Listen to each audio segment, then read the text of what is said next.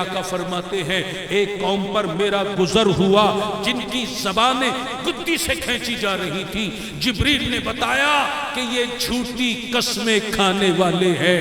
اے جھوٹی قسمیں کھانے والو، اپنے انجام سے ڈرو۔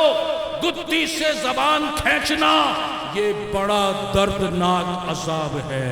عاجز کی ہے گزارش،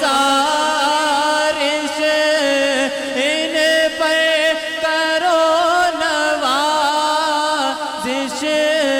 جنت میں ہو عطا ہے تم پر سلام ہر دم۔